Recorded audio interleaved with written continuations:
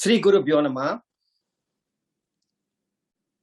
I very warmly welcome all of you to this first ever conference on Western Buddhism, where we are seeking to explore the distortions and the appropriation of Hindu history and thought by Western Indologists.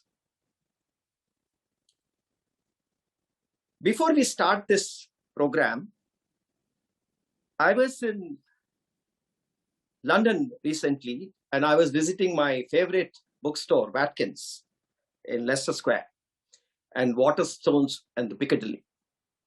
And I was going through the books that were there. And my particular focus was on the kind of pop books or the kind of books that were being published on Buddhism. So this is just a random survey, and I would like to showcase those books to you. Koti, please share the screen.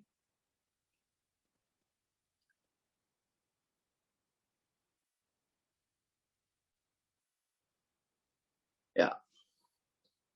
So this book is American Dharma, Buddhism Beyond Modernity. And you have a book on Black and Buddhists. What Buddhism can teach us about grace, resilience, transformation, and freedom. Yeah. Next slide, please. Dharma, Color and Culture, Greek Buddha. Next slide. Stoicism and Western Buddhism.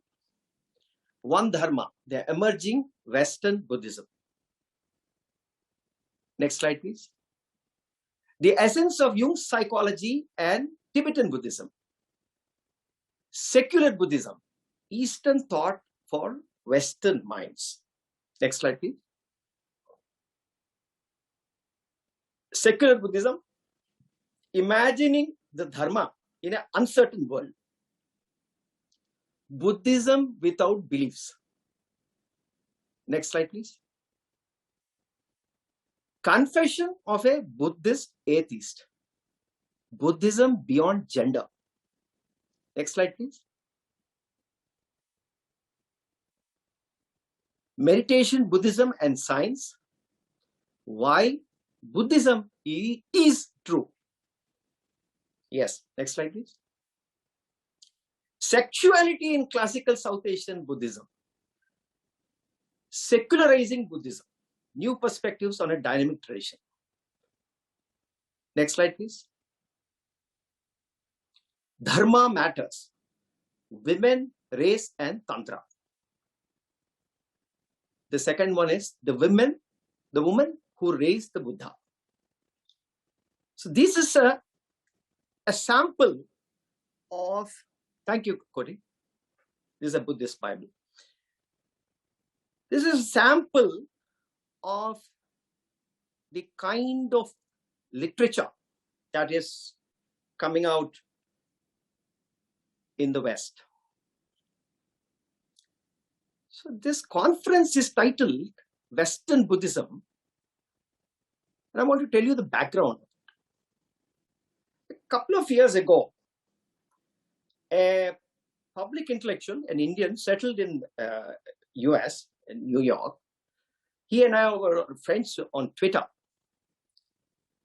And he knows that, and he knows from my, when I was on Twitter, when I was sharing, he knows that I'm an Advaitin.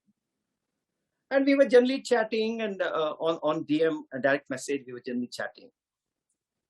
And I was curious to know, he's philosophical because he writes very philosophically. And I was curious to know what his spiritual perspective was. Then I asked him. He replied saying that I'm a Buddhist. Immediately, instinctively, and immediately I asked him, which form of Buddhism? There was no reply. For a long time, there was no reply, and that was my last conversation with him. And that set me thinking as to why there was no reply.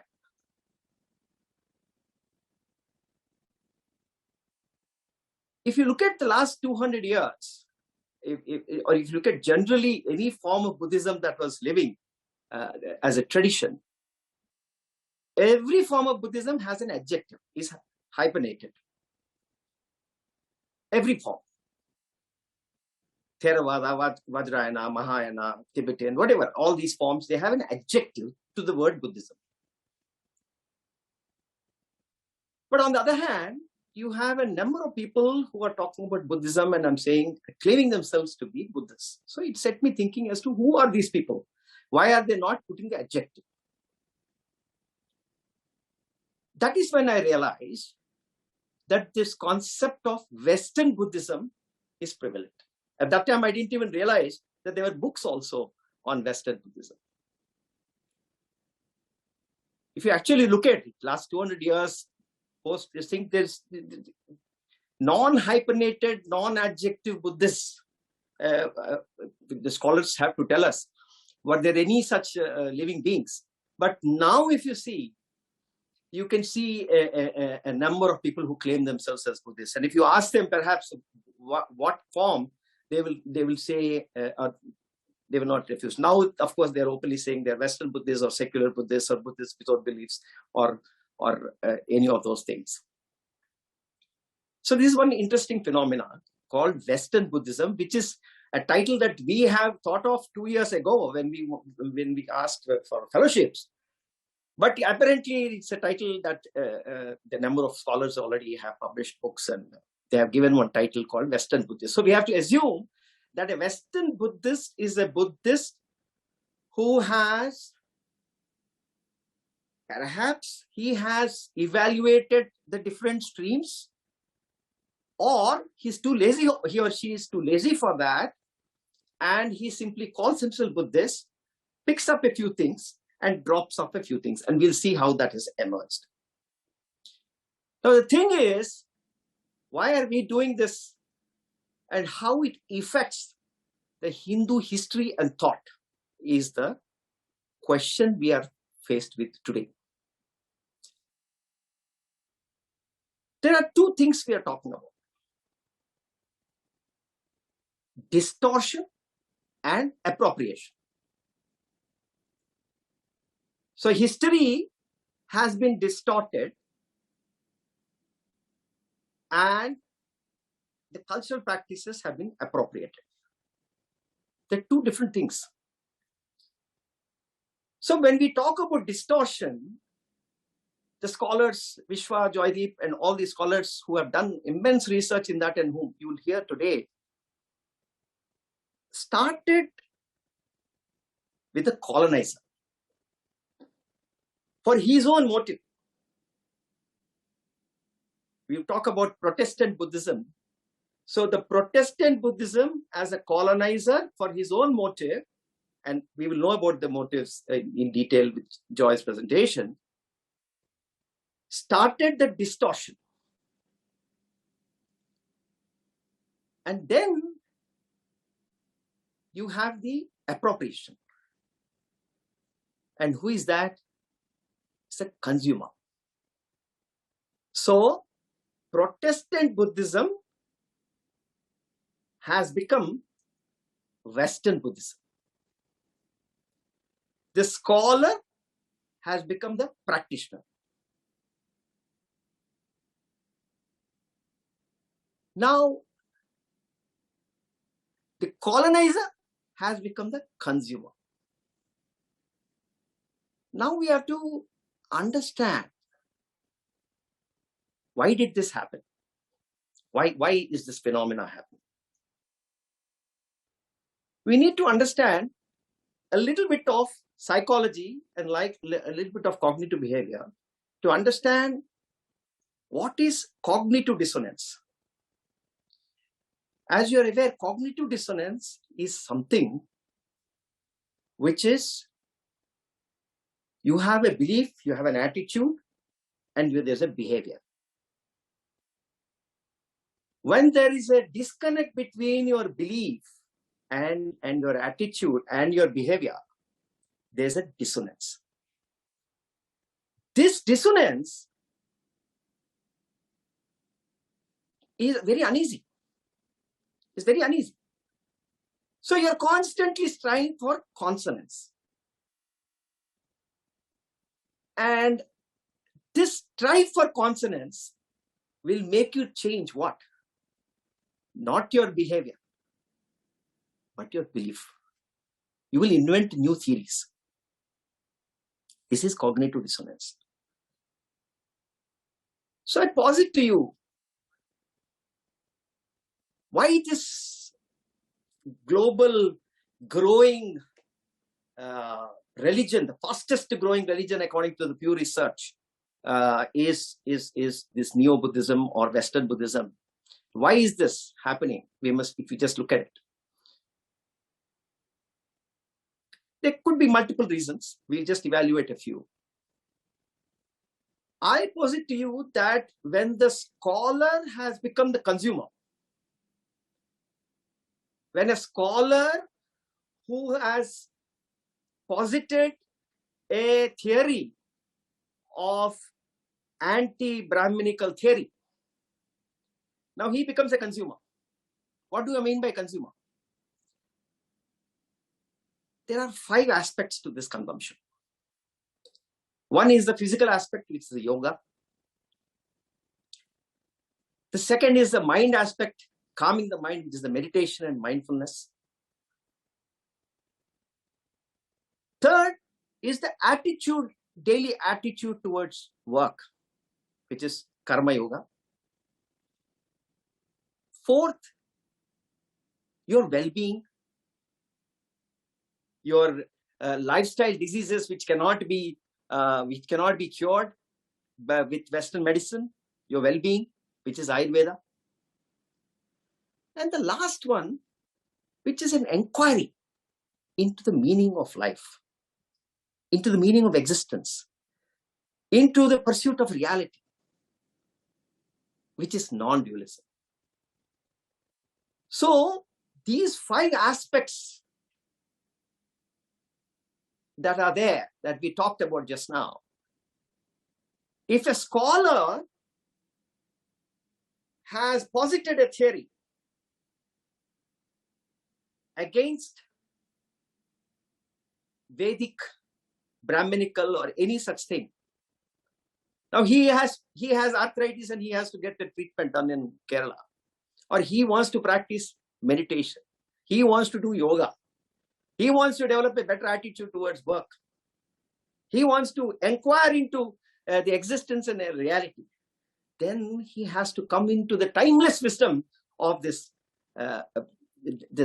country, the great Bharatiya language, Bharatiya. So now you have put a belief that there is certain evil, certain systems, certain these things there, and then you are practicing. So your behavior and belief. So therefore there's a dissonance. The strive for consonance leads you to a path which constructs a concept called Western Buddhism. Rajiv talked about U-turn theory. It's a very profound theory. I want to extend that theory and say, after you take a U-turn, you come to a fork. There's truth and there is a struggle for consonance, a struggle, a cognitive dissonance, and there's a fork. There's a struggle for consonance. Then you take the right, and that is the Buddhist path. That is the Western Buddhist path. Apart from that, there are other reasons where this colonizer, consumer, scholar, practitioner, just the bridging how this is happening. Western society, more than 300 million, 500 million, if you look at it from a Purushartha point of view, have come to a stage where the whole society he's finished the Artha and Kama and is into the inquiry mode. So there is a large mass of consumerism that is there. The other reason could be in the recent past that we hear, if this is to be confirmed, but the change in the political structure could be one reason. And I'll posit you one more reason, is that geopolitically, a country of 1.3 billion people, and if something you want to give credit, versus 10 countries, small countries, which are not geopolitically significant. Cambodia, Thailand, Japan, Sri Lanka, Myanmar, Bhutan. Small countries, geopolitically not so not so strong. So you would say, okay, this is an easier pick. So this could be potentially, multiple reasons that I'm positing to you as to why this concept of Western Buddhism has come about. In all these 5 areas, I want to just give you a few outlines of what are the developments. For example, if you go to Yoga Alliance, it says right now on the website, yoga originated approximately 5,000 years ago in India. Over the next many centuries. So 5,000 years ago, many centuries. This system for well-being on all levels, physical, mental, emotional, and spiritual, spread throughout both Eastern and Western cultures. Yoga's evolution and growth eventually shaped the Yoga Alliance standards. Now, there is an interesting article that is there now beginning to talk about the Buddhist roots of Hatha Yoga. I must thank my friend Manish who has highlighted me to this. I'll just read some extracts from the article. You can check that article, Google Buddhist roots of Hatha Yoga in tricycle.org. It was tweeted by Mallinson also. Basically, the sum and substance of that article talks about, this is Hatha Yoga. Amrita Siddhi, which lists the physical practices called bandhas, those 3 bandhas, long thought indigenous to the Hindu tantric tradition, have been traced to Amrita Siddhi, which actually contains the first example of using the physical body like this to influence the subtle energy body that we are aware of, Mallinson says. Mallinson and others say there's mounting evidence that they actually originated in the Indian Buddhist Tantra or Vajrayana.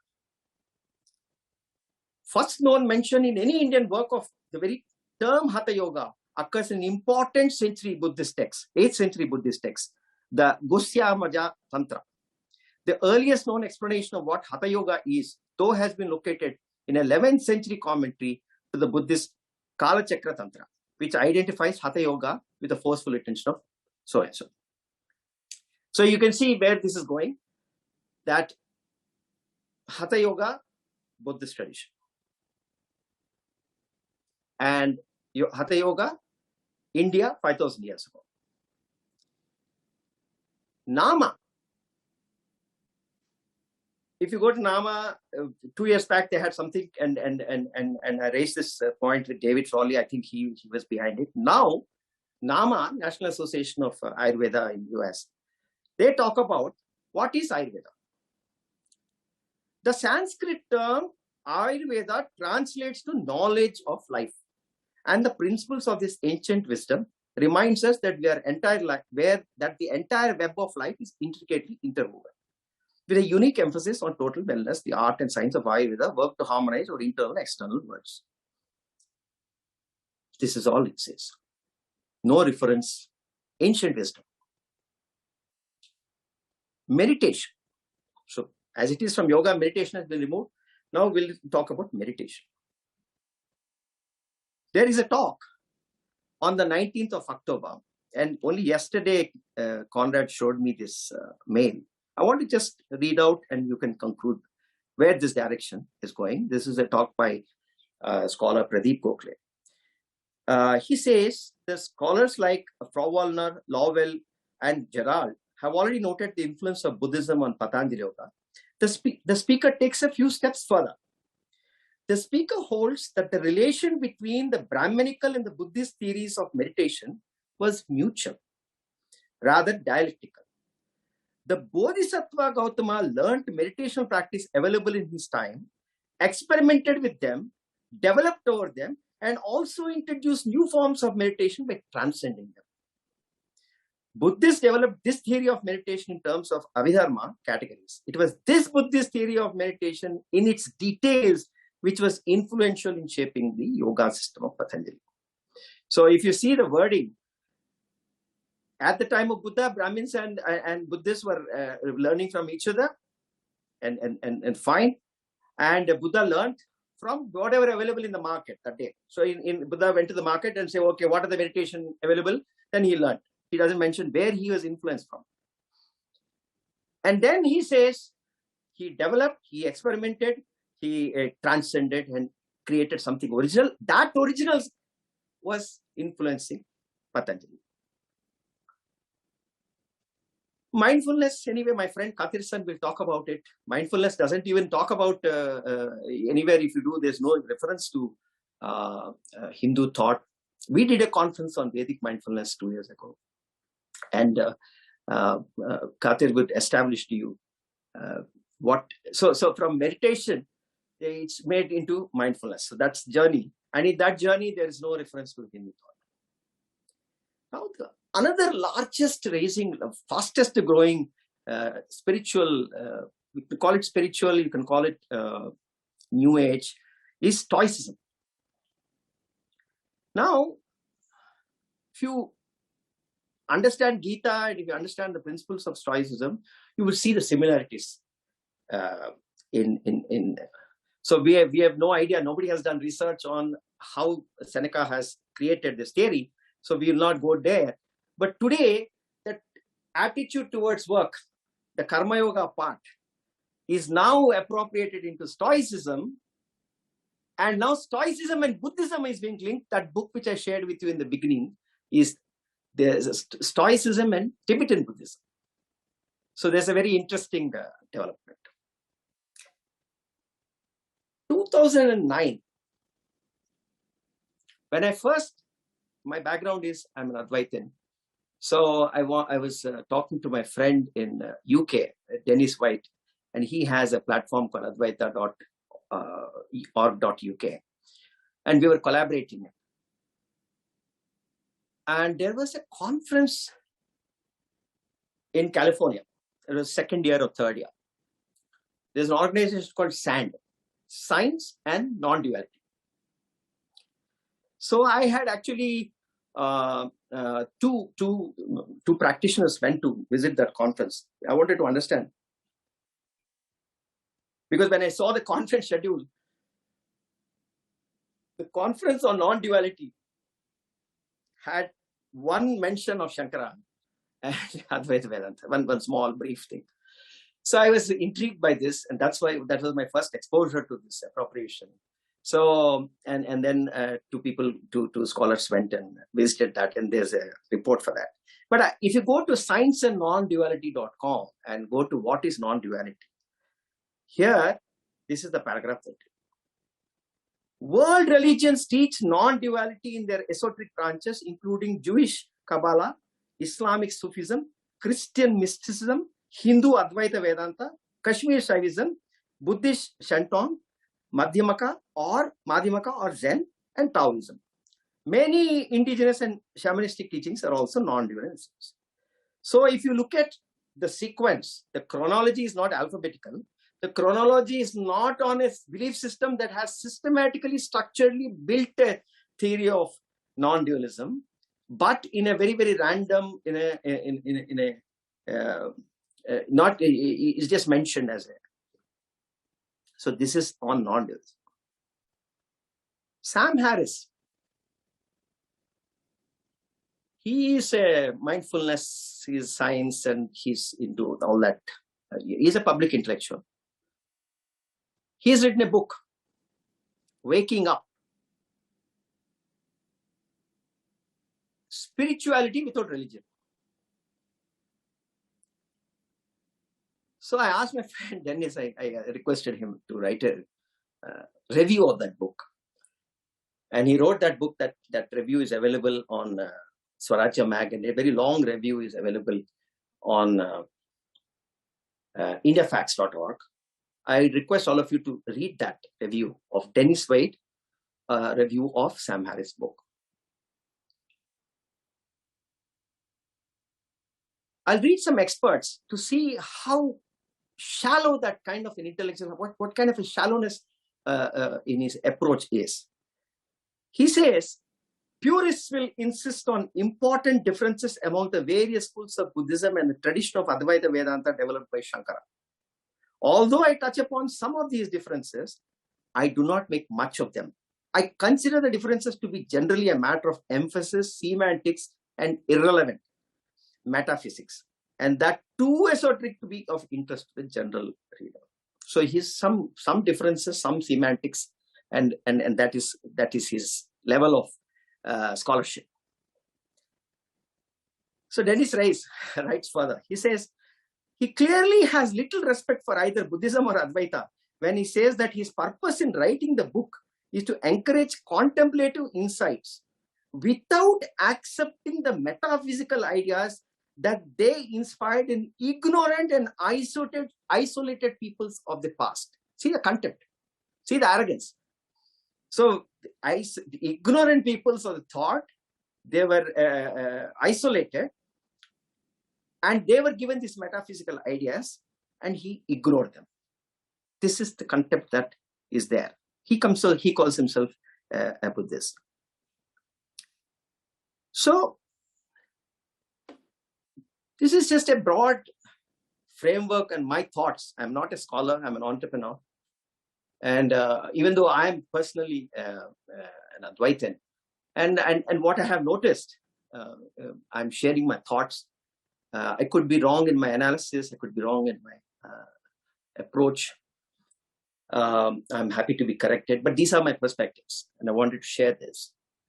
Now, one thought is that this colonization I was talking about and the consumerism, the colonization is continuing. Colonization has changed forms. It has changed form into neo-colonization. Neo-colonization could be an algorithm is a colonization. So when we have a situation wherein you cannot even correct Wikipedia when it says Ayurveda is quackery, and you are not able to correct it because it is this thing, that is colonization. A different form of colonization. So we have a situation that colonization in different forms is continuing, and therefore, what should be the response? One, of course, I was talking to my friend Manish, and I said, it's time to establish this. This is a time that we need, because this is not going to stop. Maybe it's time to establish a center for cultural appropriation, because cultural appropriation is now, from a different angle, it is coming into being, and there is a certain sense of guilt about it, and they are very mindful about it. So therefore, when there is an internal change that is happening, a catharsis of sorts that's happening about cultural appropriation, then perhaps these kind of things would not occur. That could be one hope that we can have. But I feel that scholarship and response is fine, the center is fine, being aware of what is happening is fine.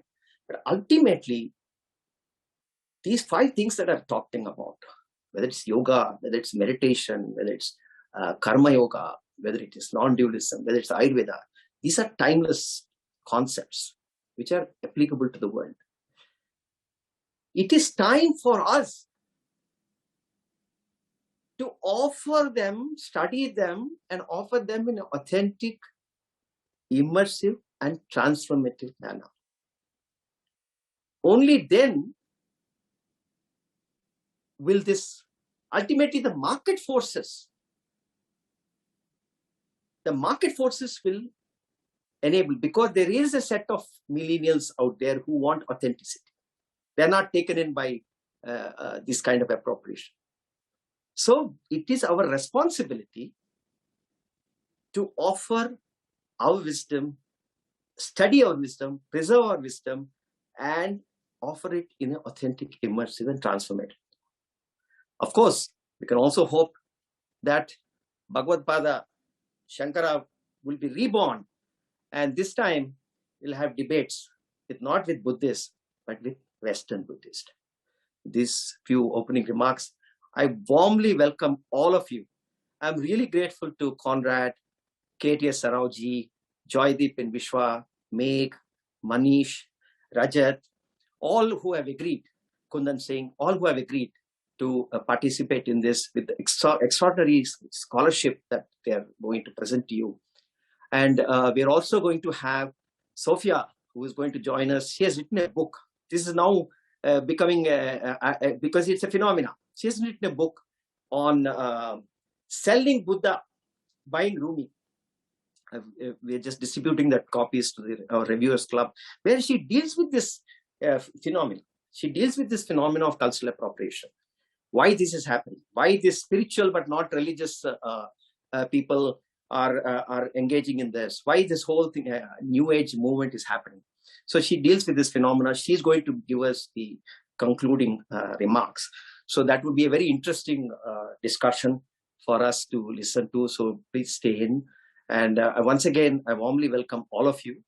I now request my colleague, Senior Director, Dr. Nagaraj, to please give a little bit of welcome and context to the conference. Thank you, Nagaraj. Thank you all.